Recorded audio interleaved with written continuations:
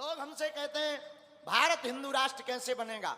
हम एक दिन कल्पना कर रहे थे कि जिस दिन भारत के 35 से 40 करोड़ लोग मस्तक पर तिलक लगाकर रेलवे स्टेशनों पर, रेल पर, बसों पर, टैक्सियों पर, अपने ऑफिस में गाड़ियों से जाने लगेंगे और बैठने लगेंगे, और 40 करोड़ मात्र हिंदू अगर मस्तक पर तिलक लगाने लगेगा, उसी दिन भारत को हिंदू राष्ट्र घोषित होना पड़ेगा और सरकार को करना पड़ेगा। लोग हमसे पूछते भारत हिंदू राष्ट्र कैसे बनेगा, हाउ पॉसिबल। हमने कहा इट्स माय डियर, बहुत पॉसिबल है। जिस दिन भारत का हिंदू चाह लेगा, सरकार की मजबूरी हो जाएगी और भारत को हिंदू राष्ट्र घोषित करना ही पड़ेगा।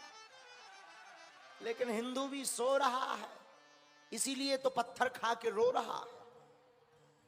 हिंदू सो रहा है, इसीलिए तो पत्थर खा करके रो रहा है।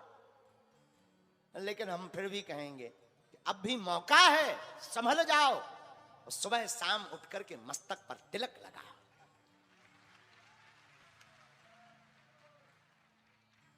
भक्ति माता मीराबाई के जीवन में भक्ति का बीज उनके दादा राव दूधा जी के द्वारा भी आरोपित किया गया। और आप भी अपने बच्चों को संस्कार में बनाना चाहते हो, मेरे पागलो।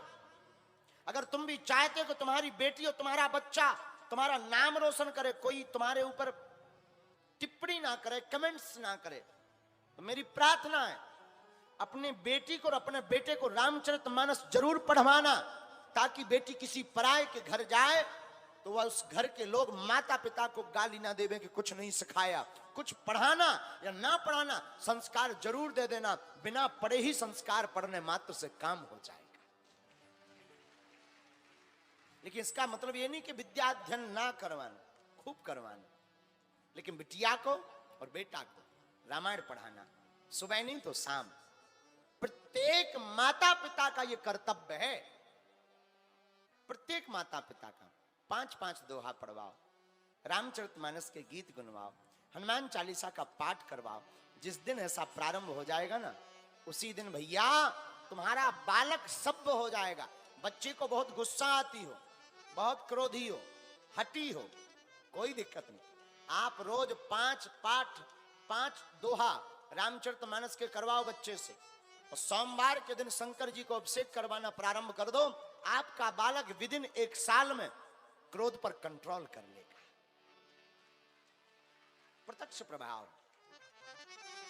रामायण के बहुत प्रभाव है महाराज, हमने भी देखे।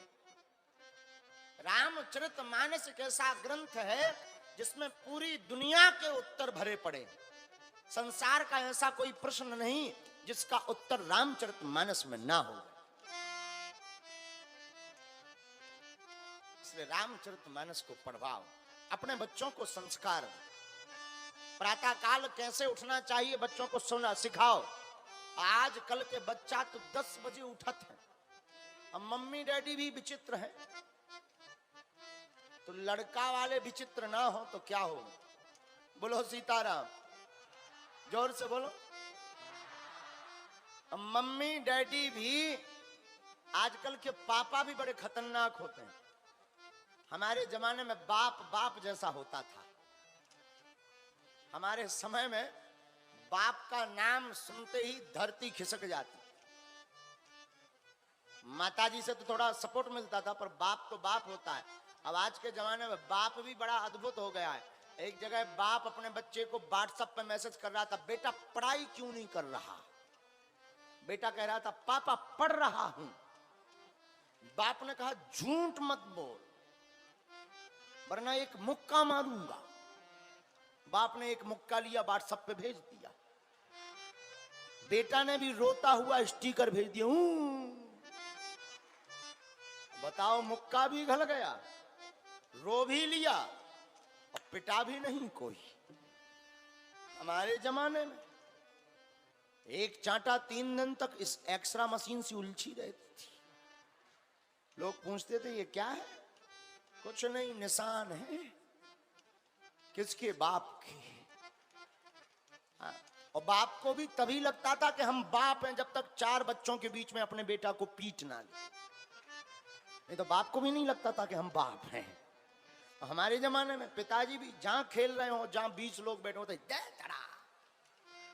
10 बजे से घर नहीं आया। और 4 बच्चे देख रहे सो बेबी नीचे सिर डाले। और जब बाद में मिलते थे बोले यार तुम्हारे पापा तो बहुत खतरनाक हैं। तो जो उनके भी पापा खतरनाक ही होते थे। तो हम प्रार्थना करें, ये तो विनोद की बात है, पर बात जो हम कहना चाह रहे थे, आपसे ये बात कहना चाह रहे थे, आप अपने बच्चों को प्रातः काल उठने से लेकर के रात्रि शयन तक की व्यवस्था ठीक करो।